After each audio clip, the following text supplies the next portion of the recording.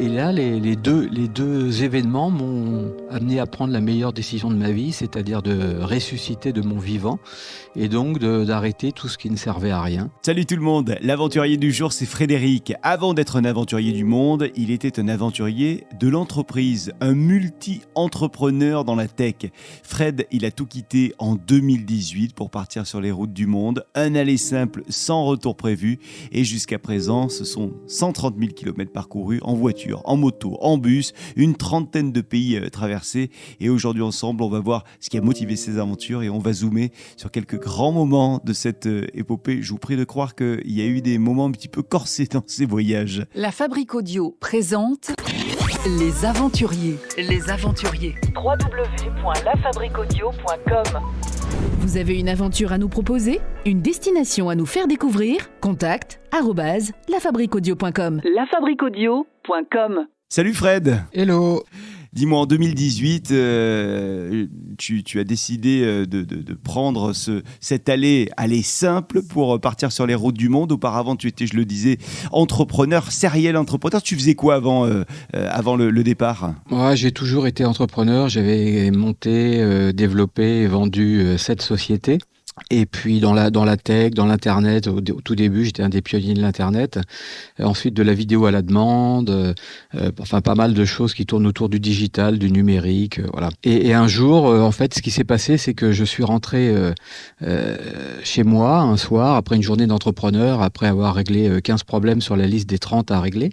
Et puis je m'assieds. À l'époque, j'étais célibataire. J'avais un très joli appartement près de l'Assemblée nationale à Paris, qui me coûtait très cher à louer tous les mois. Et puis une question m'est venue par magie qui m'a dit s'il y a le feu là dans l'appartement, tu as 2 minutes, 3 minutes pour sortir. Qu'est-ce que tu prends ? Qu'est-ce que tu sauves ? Qu'est-ce qui est important ? Et là, j'ai pris le soin d'ouvrir tous les meubles, les tiroirs. Je me rappelais plus ce qu'il y avait dedans. Je regardais chaque objet. J'ai vraiment regardé tout mon appartement. Et puis, je me suis rassis dans le fauteuil et je me suis dit, en fait, rien. Mais alors pourquoi je paye si cher un appartement pour stocker du rien, alors que finalement, rien n'est important pour moi ? Et le problème, c'est que peut-être que dans 2-3 ans, je vais déménager dans un 120 mètres carrés, je vais racheter encore plus de meubles pour stocker du encore plus rien. Et ça m'a paru une vie totalement absurde. Et puis 4 mois plus tard, moi j'écris beaucoup de poésie, je lisais de la poésie. Je lisais un livre que je conseille à tout le monde, l'autobiographie de Pablo Neruda, prix Nobel de littérature chilien, et qui s'appelle Confieso que he vivido. J'avoue que j'ai vécu. Et je regarde ce livre, je l'ouvre pas, il est 6h du matin, et je me dis, mais qui peut dire j'avoue que j'ai vécu ? Quand est-ce qu'on estime avoir vécu ? Et puis qu'est-ce que ça veut dire avoir vécu et avoir réussi sa vie ? Et là, plein de ces interrogations philosophiques, je me dis, mais le problème, c'est que si la mort tape à la porte et me dit, bon, écoute, c'était la dernière journée, il faut que tu viennes avec moi maintenant, je vais me jeter à ses pieds, puis je vais développer tous mes talents de négociateur, de chef d'entreprise pour la convaincre de me laisser aller encore 3 mois, 6 mois, un package d'1 an. Allez, dans 1 an, je te jure que j'aurai tout vécu et je serai prêt à partir vers une nouvelle vie, quoi, ou un au-delà. Et là, les deux événements m'ont amené à prendre la meilleure décision de ma vie, c'est-à-dire de ressusciter de mon vivant, et donc d'arrêter tout ce qui ne servait à rien, de me séparer de tout bien matériel. J'ai décidé de vendre ma société que j'ai réussi à vendre plutôt avantageusement 7 mois plus tard. Et puis de décider de partir sur les routes du monde sans date de fin. Les gens me disaient, tu pars combien de temps ? Je sais pas, 1 an, 2 ans. Et voilà, ça fait presque 8 ans maintenant. Tu as commencé par quel pays ? Alors j'ai acheté un sac de voyage avec 2 roulettes et j'ai tout mis dedans, donc c'était 17 kilos et je me suis barré à l'autre bout de la planète. Je voulais vraiment être à l'autre bout du monde. Et donc je suis parti en Nouvelle-Calédonie, je rencontre des gens, je dors chez eux, je me fais des amis et je reste, je crois, 5 semaines, le temps de régler des aspects administratifs, fiscaux, de me mettre dans ma nouvelle vie. Ils ont la gentillesse de me prêter une voiture, je vais me balader, et puis après, le virus commence à rentrer parce que je commence à voyager de manière très différente. Par mon métier, je voyageais beaucoup dans le monde, mais je voyageais comme tout le monde, dans des hôtels, dans des salles de réunion, des slides PowerPoint et on repartait à l'aéroport, quoi. Tu viens de dire, je me fais des amis en 5 semaines. Comment finalement on se fait des amis dans un lieu qu'on ne connaît pas, avec une culture qu'on ne connaît pas, avec des gens qu'on ne connaît pas ? Je ne vis que de rencontres, moi. Et en fait, on découvre très vite que quand on est seul, on n'est jamais seul. Moi, j'essaye de voyager parfois sans GPS, à l'ancienne, ce qui me permet de sortir dans la rue, de m'arrêter, de demander mon chemin. Si aujourd'hui, on est de plus en plus autonome, enfermé dans une bulle un peu parfois narcissique, parfois égotique, c'est aussi parce qu'on a ces laisses électroniques merveilleuses qui s'appellent des iPhones, des portables, et qu'on est autosuffisant. Et alors je pense que l'avenir de notre humanité, surtout à une époque où il y a de l'intelligence artificielle qui nous tombe dessus, c'est de refaire des liens, d'aller vers l'autre qui est forcément une richesse. Et moi, je vis depuis 8 ans dans l'incarnation d'un proverbe touareg, qui est absolument la chose la plus merveilleuse que j'ai entendue dans ma vie. J'ai plus de 60 ans. C'est que la vie est un voyage de soi à soi, en passant par les autres. Et c'est ce cycle-là permanent qui fait l'aller-retour entre soi, les autres, etc., où on échange, on fait commerce d'humanité et de sourire et d'entraide et de solidarité qui te change la vie et qui fait que je pense être devenu l'homme le plus heureux de la planète. Ce gros voyage, et peut-on l'appeler voyage ? En tout cas, cette aventure dure depuis déjà 8 ans. On le disait, 130 000 kilomètres parcourus déjà. Ça se passe essentiellement en voiture, mais aussi en moto. Justement, en moto, il t'est arrivé des aventures incroyables. Notamment, tu as déjà été bloqué pas mal de temps sous une moto en plein désert. Ça s'est passé où, ça, Fred ? C'était dans le désert de l'Atacama, au Chili, qui est un des déserts les plus secs de la planète, puisque certaines parties de ce désert, il n'a pas vu une goutte d'eau depuis 80 ans. Donc ça laisse penser à la chose. Et il y a une partie qui s'appelle la vallée de la mort, la bien nommée, oui. Donc qui ambiance un petit peu la petite histoire. Et donc je voyageais toujours seul. Là, j'avais laissé mes 2 mallettes moto à l'hôtel, et puis j'étais allé voir des paysages, des lieux. Et puis j'arrivais dans cette vallée de la mort où à l'entrée il y avait une entrée officielle, une sorte de parc naturel. Et les petites dames à l'entrée m'ont dit si vous avez fait ce que vous venez de faire avant, c'est à peu près la même chose, donc ça va pas être très intéressant pour vous. Donc je reprends la route normale. Et puis 3-4 kilomètres plus loin, je vois un sentier, on va dire non officiel, avec marqué Vallée de la Mort écrit sur un panneau en bois, etc. Je me dis, tiens, je vais quand même aller voir. Et je prends ce sentier qui était très pierreux, un peu sablonneux, et je roule 4 km, et à un moment donné, je fais pas gaffe, je regarde un peu le paysage et tout, et j'ai pas vu qu'il y avait un gros banc de sable bien profond, ce qui m'aurait conduit normalement à mettre les gaz et à mettre les fesses en arrière pour alléger la roue avant pour passer cet obstacle. Et là, mauvais réflexe, la moto a glissé et m'est tombée dessus. C'est-à-dire que j'avais la jambe droite bloquée sous la moto, le pied contre le moteur, ça me brûlait la jambe. Ah ouais. Et une moto de 240 kilos, je venais de faire le plein en plus, donc il y avait l'essence, le réservoir qui pesait bien. Impossible de bouger 1 centimètre, impossible de m'extraire de la moto.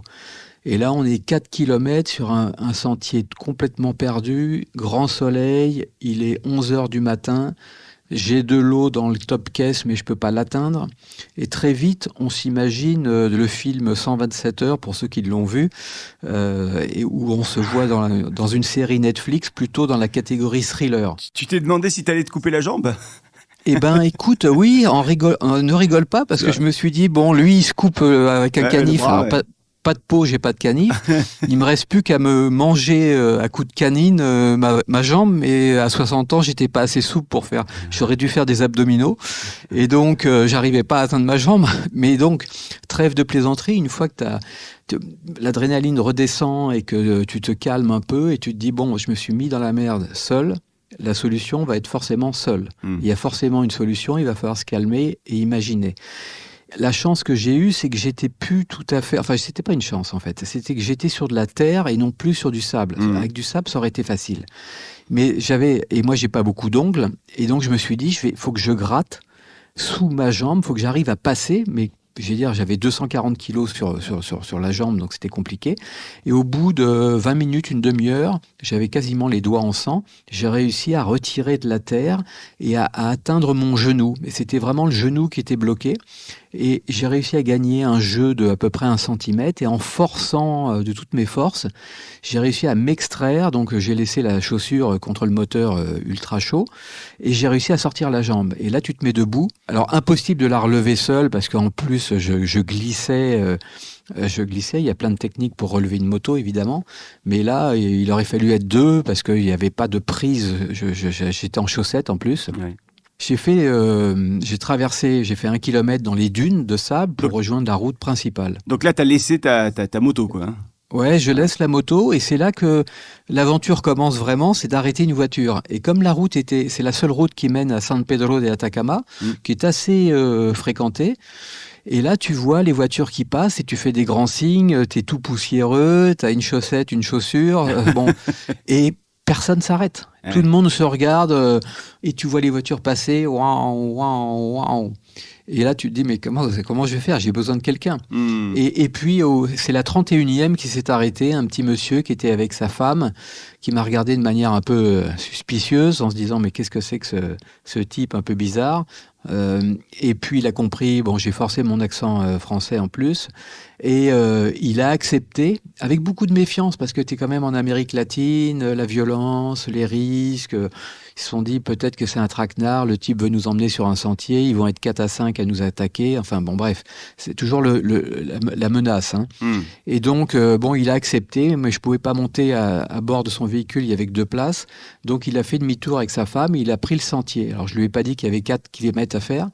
Et il les a fait. Et je suis arrivé, moi, à pied dans mes dunes. On est arrivé quasiment en même temps.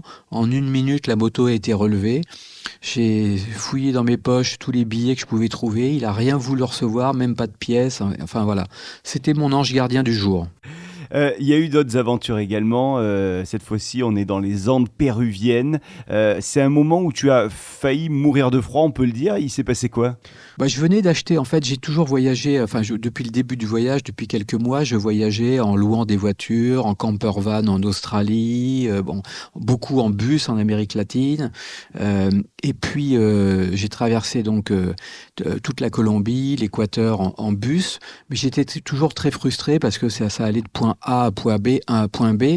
Je voyais des villages, je voyais des montagnes, etc. Je pouvais pas y aller parce que c'est rectiligne, on peut pas sortir. Et donc là, j'ai vraiment eu besoin de retrouver le goût de l'aventure, de la liberté effrénée. Et moi, j'ai été motard pendant 40 ans. J'ai dit, dès que j'arrive à Lima, au Pérou, j'achète une moto. J'achète la moto, je me balade pendant 15 jours dans Lima, et puis le premier jour où je m'en vais, je passe par la côte, je vais à Pisco. Je reste une nuit à Pisco pour prendre des forces et me préparer, voir un peu où j'allais, parce que il n'y a pas de programme, hein, je vais quand ça me chante, je m'arrête où je veux, enfin bref, c'est vraiment un voyage de liberté absolue. Et donc je décide d'aller à Ayacucho, à Huancavelica exactement. Alors là, on est dans les Andes, à plus de 4000 mètres, hein, j'ai passé des cols à 4870 mètres, c'est-à-dire qu'on est plus haut que le Mont Blanc.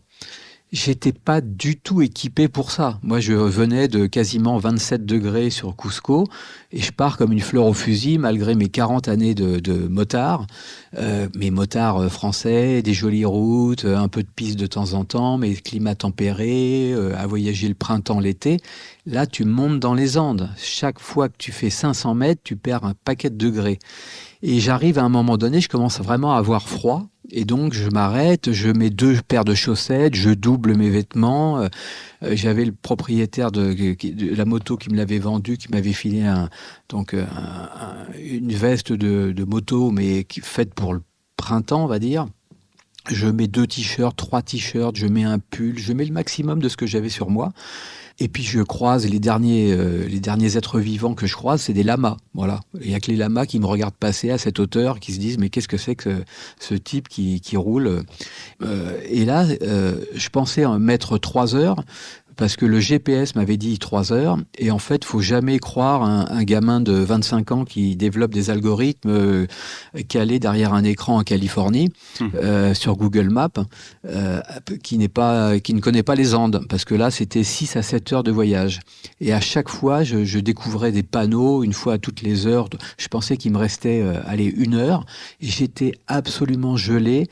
C'est rentré par les mains, c'est rentré par les pieds, et au bout d'un moment, je m'arrêtais, je pouvais plus m'arrêter de conduire. Il fallait surtout pas que je m'arrête. Il y avait un vent à décorner des bœufs. Et bref, au bout de 6 heures, je suis arrivé totalement congelé en me disant mais il faut pas que je tombe parce que en plus il y a pas d'abri, il y a pas de roche. C'était vraiment de la plaine rase. Et j'arrive dans cette ville. J'ai incapable de sortir le portable pour voir où il y avait un hôtel. Je vais sur la place centrale. Je vois un hôtel qui s'appelait Presidente. Je lui dis ça me parle ça. Allez, je rentre là-dedans et le type me file une fiche à remplir et je tremblais tellement de froid. Je lui dis mais est-ce que je peux vous remplir la fiche après? Il me file la chambre, il y avait une douche chaude. Je suis resté 40 minutes sous la douche chaude pour essayer de survivre. Et du coup, je suis resté 2 jours parce que j'étais tellement, mon corps avait pris une telle dose de froid qu'il fallait que je me repose. Il y a eu plein d'aventures en Amérique, il y en a eu également en Afrique. Là, j'aimerais qu'on file du côté du Lesotho. On est dans cette enclave de l'Afrique du Sud.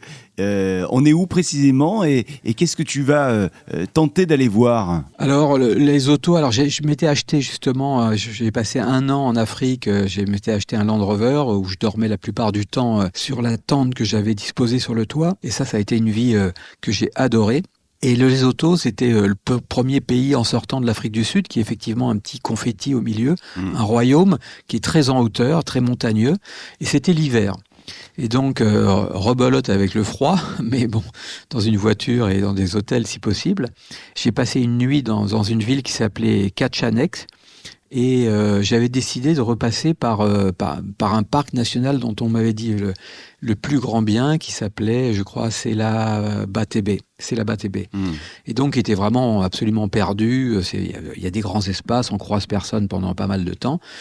Et puis, je me suis aperçu que le parc national, il y avait une petite ville, et en fait, la ville, c'était 15 maisons complètement, je veux dire, des bicoques très, très pauvres.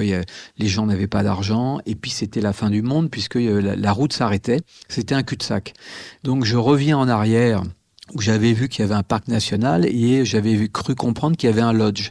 Là, j'arrive, je vois des rangers et puis je lui dis, je voudrais dormir une nuit si je peux payer en carte ou j'ai plus de cash, voilà. Et là, le type va chercher sa patronne, puis elle me reçoit, mais elle me dit, mais ça fait 6 mois que le lodge est fermé et que le parc, l'hôtel, il n'y a plus d'eau, il n'y a plus d'électricité et on attend que le gouvernement trouve un repreneur, un opérateur privé. Et là, donc, c'est un lodge abandonné. Et bon, avec explication, supplication et beaucoup de diplomatie, ils ont accepté que je dorme dans le lodge. Mais ils me disent, ça va être compliqué, il fait -10 la nuit. Et là, je me retrouve à rentrer dans une sorte d'hôtel abandonné. Il n'y avait pas de clé, tout était ouvert. Je trouve une chambre avec une bouteille de gaz qui m'a permis au moins de me faire de l'eau chaude pour boire du café. Mais il n'y avait pas d'eau, c'était glacial. J'en ai profité pendant 1 heure avant le coucher du soleil parce que le soleil disparaissait vers 6 heures du soir et de vite rentrer avant la nuit. Il n'y avait pas de lumière, ma lampe torche était HS parce qu'elle n'avait pas été rechargée au soleil suffisamment de temps. Enfin bref, j'ai passé une nuit extraordinaire de rusticité, de dénuement. J'ai mis 2 duvets et même avec ça, je grelottais. J'ai réussi à faire chauffer de l'eau, la mettre dans une bouteille plastique. Ça m'a fait une bouillotte à l'intérieur pour pouvoir m'endormir. Le matin, je me suis levé à 5 heures et là, tu as la nature intouchée par l'homme quasiment, avec des grands espaces, une lumière extraordinaire, des oiseaux qui passent dans le ciel. Et là, moi, j'étais plutôt quelqu'un d'agnostique. Et ce jour-là, je me suis mis à croire que, effectivement, Spinoza avait raison. Dieu, c'est la nature. Fred, quand tu te retrouves là comme ça, dans cette nuit glaciale, à moins 10 degrés, avec tes 2 duvets, ça suffit pas, et que tu grelottes, etc. Il n'y a pas un moment où tu te dis, qu'est-ce que je fais là? Et puis il n'y a pas un moment aussi où tu te dis, là, j'aurais bien besoin d'avoir des potes autour de moi pour vivre ça, au moins cette galère à plusieurs, si on peut parler de galère, tu vois. Non, en fait, ça me vient pas. Ça. Alors, il se trouve que j'écris des livres, hein, donc je suis devenu d'entrepreneur, je suis passé à écrivain voyageur. Et en fait, chaque fois que j'ai une galère, je sais que cette galère va devenir un incroyable souvenir. Et donc, tout est une expérience existentielle, une façon de réfléchir à la vie, d'apprendre, de rencontrer des gens, d'en tirer des leçons. Alors, à l'instant, je te posais la question sur les rencontres humaines qui peuvent parfois manquer. En l'occurrence, en Patagonie, c'était la période du Covid. Je crois qu'il y en a eu une belle quand même de rencontres humaines. Est-ce que tu peux nous parler de cette rencontre exceptionnelle que tu as pu faire ? Oui, alors, c'était des retrouvailles en Patagonie parce qu'en fait, c'est quand je suis sorti de Lima avec ma moto, le premier Airbnb que j'ai pris à quelques centaines de kilomètres de Lima, j'avais réservé dans une station-service une demi-heure avant et j'arrive, je me gare et là, il y a une dame qui ouvre la porte de son Airbnb, puis elle me regarde, elle comprend pas, elle ferme. Bon, voilà, je me dis, l'accueil est quand même assez froid. Et puis en fait on a sympathisé, j'avais réservé une nuit et elle m'a dit mi casa es tu casa, tu es chez toi, tu prends la chambre que tu veux, tu es le seul client, moi je pars travailler parce que j'ai un café en centre-ville. Quelques heures après je suis allé la visiter dans son café et on a discuté pendant 2h30. Femme de 52 ans qui avait vécu pendant toute sa vie aux États-Unis et qui était revenue s'occuper de ses parents, comme le font les latinos souvent, qui sont très très très familles et très solidaires. Et il se trouve qu'elle est revenue vers 11h, on a discuté jusqu'à 2h du matin, je lui ai posé des questions sur sa vie et elle avait passé sa vie à se sacrifier. Et je lui ai dit, mais quand est-ce que Béatrice va commencer à vivre ? Parce que tu n'as jamais vécu que pour les autres, pour tes enfants, pour tes parents, etc. Et là, il y a des larmes qui sont venues sur son visage, et elle s'est dit, mais voilà, et je lui ai raconté ma vie, que je m'étais effectivement libéré, que j'allais à la rencontre de toutes les belles choses de la vie, de mon propre destin. Et puis on s'est quitté le lendemain, je l'ai emmené en moto quelque part, voir un joli parc, et puis je lui ai souhaité bonne chance, et on est resté en contact. Et ses enfants, par derrière, disaient « Mais il faut que tu le revoies, etc. » Enfin, il y avait des entremetteurs, des petits anges gardiens derrière. Donc, elle était assez insistante pour qu'on se retrouve. Et ce qui est fabuleux dans cette histoire, c'est qu'on s'est retrouvés sur le chemin. Moi, j'étais tellement libre que j'avais pas envie de lui donner rendez-vous en lui disant « On se retrouve dans telle ville, tel jour. » J'évitais la réponse. Mais bon, on a réussi à se retrouver sur le chemin vers la Patagonie, vers Ushuaia. Elle voyageait en bus, moi en moto, puis un jour, son bus était trop tard le soir, et je lui ai dit, écoute, on va aller acheter un casque, et tu vas monter sur la moto, et on part ensemble.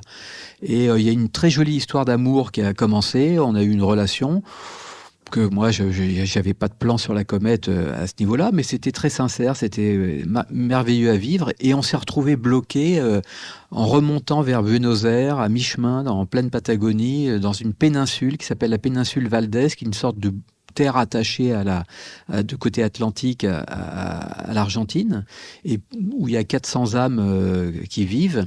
Et donc la police n'a pas voulu nous laisser rentrer. Il a fallu négocier pour qu'on soit quasiment les seuls Européens et voyageurs à rester là. Et on a été coincés pendant 3 mois où on a vécu une idylle formidable. Je peux vous dire que moi j'ai adoré le Covid, donc si ça pouvait recommencer. Et puis elle est repartie ensuite. Elle a retrouvé un vol pour Lima le même jour, la même matinée que moi, et qui repartait vers Madrid puis Paris. Et il y avait ce jour-là uniquement 2 vols dans l'aéroport international de Buenos Aires qui partaient, un pour le Pérou, l'autre pour l'Europe, et on partait à 45 minutes de distance. Donc on s'est vus, on a passé la dernière nuit ensemble à Buenos Aires, et ensuite on s'est séparés.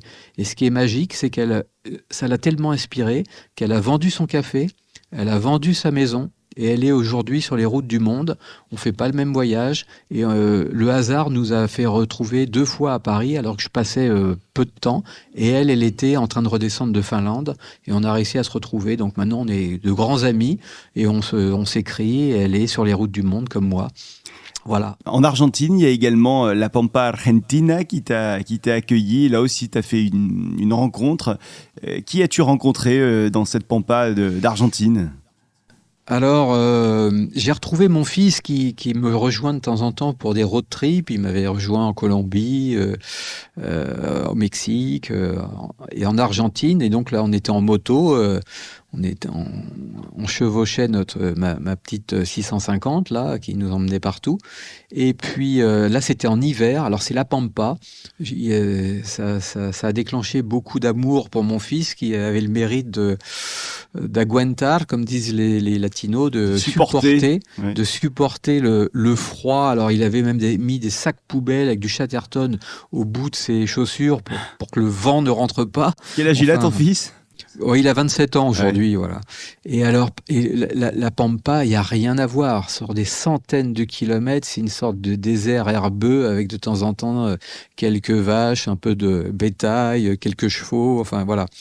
Quand on conduit, on ne se rend pas compte parce qu'on est dans la conduite, on est concentré. Mais quand vous n'avez rien à faire, je peux vous dire que le temps est long, surtout quand il fait 4 degrés.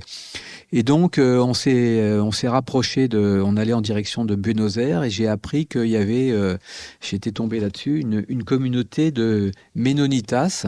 Alors, les Ménonitas, c'est l'équivalent des Amish, donc ce sont des gens d'un autre temps qui ont souhaité ne pas évoluer, donc il n'y a pas d'électricité, ils sont extrêmement pieux, normalement tout est mécanique, on n'utilise pas l'électricité et on est au 19e siècle, au 18e siècle, certains prennent ça pour des sectes, mais c'est des communautés de pensée et religieuses protestantes, et donc là il y avait 1400, une communauté de 1400 personnes, âmes, qui vivent de manière extrêmement dans un dénuement matériel qui fait beaucoup de bien à voir.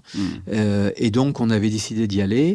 On va déjeuner chez eux et là on vit un moment incroyable, c'est-à-dire qu'on saute de 2 siècles en arrière, d'une gentillesse, d'une sobriété. Il n'y a qu'un seul téléphone, les gamins n'ont jamais vu ça, ils n'ont pas le droit d'écouter de la musique parce que ça leur tordrait l'âme, enfin vous voyez à peu près... Et leur intérieur ressemble à quoi ? L'intérieur de leur maison. L'intérieur d'une sobriété absolue. Il n'y a pas de gadget, il y a une table, il y a des buffets, tout est fait maison, tout est fait main. Hein. Donc ils sont tous un peu charpentiers, mécaniciens. Et donc on est dans l'essentiel de la vie, hein, comme si on renonçait à notre vie moderne et qu'on aille s'installer au fin fond de la campagne. Ça te parlait un petit peu, Frédéric, parce que dans cet appartement parisien que tu avais avant 2018, il y avait beaucoup de choses, tu nous l'as dit tout à l'heure, et là d'arriver dans un lieu, dans une maison dans laquelle il n'y a pas de gadget, tout est fait main et tout ce qui est là a une utilité, ça a dû te parler. Vous savez qu'aujourd'hui, il y a 40% des Américains qui ont des maisons individuelles avec souvent 1, 2, voire 3 portes de garage. 40% ne peuvent pas rentrer dans leur voiture parce qu'il y a des milliers, voire des dizaines de milliers d'objets. On est sous les décombres de tout ce qu'on achète. Et alors, c'était des périodes en plus avant la fast fashion. Hein. Mais donc, on est dans une folie de consommation, d'hyper-divertissement, etc. Et ça fait du bien de voir ce dénuement qui mène à ce que Pierre Rabhi appelait très joliment la sobriété heureuse. Et aujourd'hui, je ne vis que de ça. Je peux vous assurer que plus on se désencombre et plus on s'allège l'âme et plus on va vers le bonheur. Ça, c'est une évidence pour moi. On reprend la moto, on l'avait laissé un petit peu, on la reprend, direction Santiago du Chili, où là, il va y avoir une petite panne avec cette moto. Ah oui, alors à Santiago, là j'étais en Argentine et j'avais décidé d'aller m'installer 3 semaines à Mendoza, qui est la région du vin. magnifique ville avec adossée aux Andes, avec leur sommet, les cimes neigeuses. Enfin, vous voyez la carte postale. Et il se trouve que 300-400 kilomètres avant d'arriver à Mendoza, j'ai le moteur qui se met à faire des bruits de casserole. Gling, gling, gling, gling, gling, gling, ça claquait de tous les côtés. Et là, je me dis, c'est pas très, très, très bon ce signe. Même si je suis pas un grand connaisseur de mécanique, je me dis, là, on va avoir un problème. Bon, bon an, mal an, ma petite KLR 650 arrive à Mendoza. Je vois 4 ateliers et c'était une époque où l'Argentine était dans une misère noire en termes économiques. Il y avait une inflation galopante, ce qui, moi, m'arrangeait quand on payait en liquide, en euros. Mais malheureusement, pour les pauvres Argentins, ils avaient de grandes difficultés à vivre au quotidien. Ils avaient beaucoup de difficultés surtout à importer des choses, et notamment des pièces de moto. Et donc, j'ai vu 4 ateliers qui m'ont dit, écoutez, nous, on peut démonter la moto pour savoir ce que c'est. Ça doit être la bielle, ça doit être le piston, ça doit être le... Enfin, voilà, chacun y allait de son diagnostic. Mais ils m'ont dit, de toute façon, après, on ne peut pas la réparer, on n'aura pas les pièces, on ne peut pas les importer. Et donc, ils m'ont dit, la seule solution pour que vous répariez votre moto, c'est d'aller à Santiago du Chili. Et donc là, ça veut dire passer les Andes à plus de 5000 ou 6000 mètres d'altitude et redescendre sur le Chili. Je la laisse 12 jours chez Kawasaki. Je récupère la moto. Ça me coûte plus de 2000 € de réparation. Donc, il y avait un sérieux problème moteur. Et il se trouve que la moto, quand j'arrive devant le portail de mon Airbnb, s'arrête brutalement. Elle cale. Je vais pour la redémarrer, impossible. Il n'y avait plus d'électricité. Panne absolue. Bah, je ne comprends pas, je me dis, elle sort, c'est pas possible. Bon, bref, je rentre la moto, et là, mes yeux sont attirés par la chaîne. Et dans cette chaîne qui fait 1 mètre, où on ne peut voir que visiblement que 20 cm, en plein milieu des 20 cm, je me rapproche et je m'aperçois qu'il y a le maillon de la chaîne qui est en train de sortir. Et donc, le lendemain, je devais être à 8 heures du matin, à 120 km/h, à 4000 mètres d'altitude, avec des ravins de 900 mètres. Donc, si la chaîne avait sauté comme c'était absolument sûr, soit ça me coupait la jambe gauche, soit ça bloquait la moto et il est libre max. Il y en a même qui l'ont vu voler. Et c'était à peu près le destin qui m'attendait. Il se trouve que je rappelle Kawasaki d'urgence. On était le vendredi soir. Ils viennent la rechercher. Ils s'excusent, etc. Et je la récupère 5 jours plus tard et je leur dis alors qu'est-ce qui s'est passé? Bon, donc défaillance de l'équipe technique, ils n'avaient pas bien, ou alors bon, on ne sait pas pourquoi la chaîne n'était pas bien accrochée. Mais c'est surtout que la panne électrique, ils étaient incapables de l'expliquer. Ils m'ont dit, nous, on a 30 années d'expérience d'électricité moto. Pour nous, elle n'était pas en panne. On a constaté la panne quand elle s'est avérée et qu'on l'a montée vendredi soir. Mais on n'a rien trouvé qui explique que quelque chose était défaillant. Donc c'était presque de la magie. Avant de la récupérer, donc le soir même, la nuit même où j'ai eu cette panne et je l'ai renvoyée chez le concessionnaire, j'ai eu un message de ma voyante. J'ai une voyante qui m'a quasiment tout pronostiqué ce qui allait m'arriver durant ce voyage. Et elle m'envoie un SMS, elle me dit « Appelle-moi d'urgence, j'ai été contacté ». Alors après, je laisse au mystère de savoir qui l'a contacté, au-delà des nuages, on va dire. Et elle m'a dit « Il y a un danger physique sur toi, tu vas avoir un accident ». Et je lui envoie la photo de la chaîne qui était le maillon était en train de sortir. Elle me dit « Bon, bah, j'arrive trop tard ». Je dis « Non, t'arrives pas trop tard, mais a priori, ça va pas se passer ». Voilà. Et donc, pour moi, c'est un enchaînement de choses, de cause à effet, qui sont absolument mystérieuses et absolument magiques. Toutes ces aventures, aujourd'hui, elles t'ont apporté quoi ? Une légèreté de vie, beaucoup de bonheur, hein, parce que moi, je vois pas ça comme des aventures, je vois ça comme de la vie. Et c'est vrai que, en fait, faut se rendre compte que nos vies citadines, quand on est dans le système, quand on a un travail, qu'on prend le métro, vous prenez plus le métro, c'est votre cerveau, on est en automatique, on est en train de regarder des trucs sur des téléphones, ce qui est vraiment l'épidémie. Moi, hier, j'ai passé une journée sans mon téléphone, je suis sorti et j'étais chez des amis, j'avais pas la clé et le téléphone était branché, j'avais oublié de le prendre. Et ça a été merveilleux, j'ai passé une super journée. J'engage tout le monde de vivre une journée sans téléphone et une autre journée, de faire une autre expérience de vie. Ça, c'est typiquement le genre de choses que je m'amuse à faire, à vivre, à sortir de chez vous à 8 heures du matin, à ne rentrer que à 20 heures et de partir sans carte de crédit et sans monnaie en poche. Et vous verrez le monde dans lequel on vit, qui est un monde d'une marchandisation excessive. Et ce n'est pas ce qu'on vit en Amérique latine, c'est pas ce qu'on vit du tout en Afrique, où là, il y a de la solidarité, il y a des espaces, il y a des parcs centraux dans les villages et les villes où on peut s'asseoir, il y a encore des bancs. Et franchement, aujourd'hui, on est dans un monde ultra marchand. Et vivre sans argent ou de manière extrêmement sobre, ça rend très précieux la parole, la rencontre, le sourire, et puis un visage, et puis une paire d'yeux qui vous regarde d'un seul coup. Et ce qu'on est en train de perdre de nos jours parce qu'on est tellement concentré sur nos écrans. Fred, merci beaucoup. Je t'appelle encore Fred parce que là, j'ai vraiment eu l'impression d'être avec toi sur la moto quand elle cale, d'entendre le clac, clac, clac, clac de tes moteurs. Voilà, on a fait un petit bout de voyage ensemble en tout cas. Merci infiniment d'être passé par Les Aventuriers et on te souhaite encore de très belles aventures ou appelons-le comme on veut, une très belle vie sur les routes du monde. Merci à toi et merci à tous et bienvenue à mes côtés. N'hésitez pas, j'ai un blog et puis si je peux vous rencontrer physiquement un jour, ça sera toujours un plaisir la rencontre est la plus belle aventure qu'on puisse vivre sur Terre. Merci à toutes et tous de nous avoir suivis. C'était les Aventuriers. Vous souhaitez devenir sponsor de ce podcast, n'hésitez pas, contact@lafabriqueaudio.com et on se retrouve dans un mois avec une nouvelle aventurière ou un nouvel aventurier à ce même micro des Aventuriers. Salut. Vous souhaitez devenir sponsor de ce podcast ? contact@lafabriqueaudio.com. Les Aventuriers. www.lafabriqueaudio.com. Vous avez une aventure à nous proposer ? Une destination à nous faire découvrir ? contact@lafabriqueaudio.com. lafabriqueaudio.com.